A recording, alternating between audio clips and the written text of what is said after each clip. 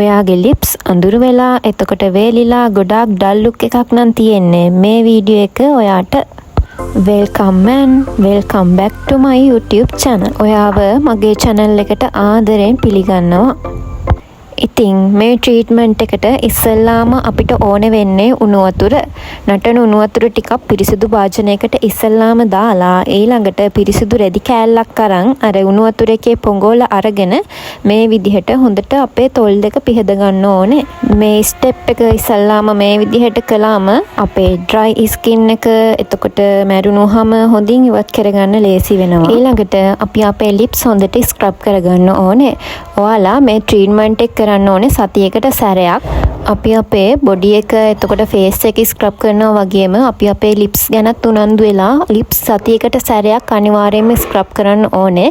එතකොට තමයි මැරුණුවම dry skin එක මේ හැමදේම හොඳට ඉවත් වෙලා අපේ ලිප්ස් ලස්සනට තියාගන්න උදව් වෙන්නේ. අපි මේ විදිහට විනාඩි 2ක් විතර හොඳට රවුමට ලිප්ස් ස්ක්‍රබ් කරගන්න ඕනේ. දැන් යමු ස්ක්‍රබ් එක හදාගන්නේ කොහොමද කියලා බලන්න. ස්ක්‍රබ් එක හදාගන්න ඉස්සෙල්ලාම ඕන වෙනවා කෝපි.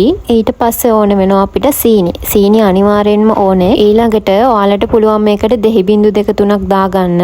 අපේ ගෙදර මේ වෙලාවේ දෙහි තිබ්බේ නැති නිසා මම මේකට එකතු කරගන්නේ. කෝපි වලට පුළුවන් අපේ සමේ තියෙන අඳුරු ගතිය ගොඩාක් දුරට අඩු කරන්න. කෝපි එක සීනි එකතු කරගත්තාම අපේ ලිප්ස් හොඳින් එක්ස්ෆෝලියේට් කරගන්න ගොඩාක් උදව් වෙනවා. ඉතින් මේ විදිහට ඉන්ග්‍රීඩියන්ට්ස් තුනම එකතු කරගෙන මේක හොඳට මික්ස් කරගන්න.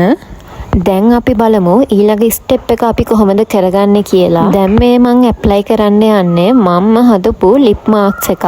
ඔයාගේ ලිප්ස් එහෙම ගොඩාක් ඩ්‍රයි වෙලා ඩල් ලුක් එකට තියෙනවා නම් තනින් තන කළු වෙලා නම් අනිවාර්යයෙන්ම මේ ට්‍රීට්මන්ට් එක සතියට සැරයක් කරලා බලන්න. ඔයාගේ ලිප්ස් ලස්සනට තියාගන්න ඔයාට ගොඩාක් උදව්. ඒ වගේම තමයි මේ මාක්ස් එකෙන් අපේ ලිප්ස් වලට හොඳ තෙතමනයක් ලබා දෙනවා. එතකොට අපේ ලිප්ස් වල තියෙන තෙතමනය හොඳින් රඳා පවත්වා ගන්නත් උදව් වෙනවා. මේ දේවල් සතියකට සැරයක් කරනවා වගේම ඔයාලා අනිවාර්යෙන්ම හොඳ ලිප් බාම් එකක් හැමදාම යූස් කරන්න. ඒ වගේම තමයි ඔයාලා හැමදාම ලිප්ස්ටික් යූස් කරන කෙනෙක් නම් ලිප්ස්ටික් එකක් ගන්න කලින් අනිවාර්යෙන් ලිප් බාම් එකක් ගාලා දීර්ඝකාලීනව ලිප්ස්ටික් යූස් කරන එක අපේ තොල් වලට එච්චර හොඳ නැහැ. දැන් අපි බලමු මේ නැචරල් ලිප් මාක්ස් එක හදාගන්නේ කොහොමද කියලා. මේකට ඉස්සෙල්ලාම ඕන වෙනවා නැචරල් ඇලෝවෙරා එක. ඇලෝ ජෙල් එක නෙමෙයි නැචරල් ඇලෝවෙරා එක. පොඩි කෑල්ලක් ගත්තාම ඇති. ඊට පස්සේ මේකේ මදේ කොටස සූරලා මේ විදිහට දාගන්න.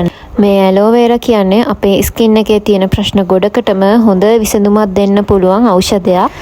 දැන් මේ කෝමාරිකා එක්ක මම එකතු කරගන්නේ පිරිසිදු මී පැණි. මී පැණි ගද්දී අනිවාර්යෙන්ම ගොඩක්ම හොඳයි. හොඳම මී පැණි එක ගන්නවා නම් මේ ලිප් මාක්ස් එකෙන් අපේ තොල්වල වේලිච්ච ගතිය ගොඩාක්ම අඩු කරනවා. ඔයාලට පළවෙනි පාරින්ම හොඳ රිසල්ට් එකක් තේරෙයි මේ මාක්ස් එක දාලා ඉවර වුණාට පස්සේ. දැන් මේ දෙකම එකතු කරලා මේක හොඳට මික්ස් කරගන්න ඕනේ. ඔයාලට පුළුවන් නම් හැමදාම රැට නිදා ගන්න කලින් මී පැණි චුට්ටක් තොල්වල ගාලා නිදා ගන්න. ඒක රූටීන් එකක් විදිහට කළොත් ඔයාලට ඉක්මනටම රිසල්ට් එකක් ගන්න පුළුවන්. මම මේ විදිහට ලිප් මාක්ස් එක ඇප්ලයි කළා. මේක විනාඩි 10ක් තියන්න ඕනේ. විනාඩි 10ක් තියන්න කලින් මාක්ස් එක ඇප්ලයි කරපු ගාම මේ ක්ලීන් රැප් වලින් මේ විදිහට මම ලිප්ස් කවර් කරගන්නවා. එතකොට ඒකෙන් ඇතිවෙන උෂ්ණත්වයත් එක්ක මේක අපේ ලිප්ස් වලට හොඳට ඇබ්සෝබ් කරගන්නවා. මෙහෙම කවර් කරන එක අනිවාර්යෙන් කරන්න ඕනේ නැහැ. හැබැයි කරනවා නම් හොඳයි. ඔයාලා ළඟ මේ විදිහට ක්ලීන් රැප් තියෙනවා නම් විතරක් ඔයාලා මේ ස්ටෙප් එක කරගන්න. නැත්නම් මේක අත්‍යවශ්‍යම නැහැ. ඉතින් ආයෙත් මතක් කරනවා ඔයාලා සතියට එකපාරක් මේ ට්‍රීට්මන්ට් එක අනිවාර්යෙන්ම කරලා බලන්න. ඔයාලට හොඳ රිසල්ට් එකක් ලැබෙයි. මේ තියෙන්නේ මම ලිප් මාක්ස් එක රිමූව් කරාට පස්සේ තියෙන ලුක් එක ඔයාලට පේනවා ඇති. ඩ්‍රයි නැති ඒ වගේම ඩල් නැති හරිම මොයිස්චර් ලුක් එකක් ඇවිල්ලා තියෙනවා. එහෙනම් ආයෙත් අලුත් වීඩියෝ එකකින් හම්බෙමු.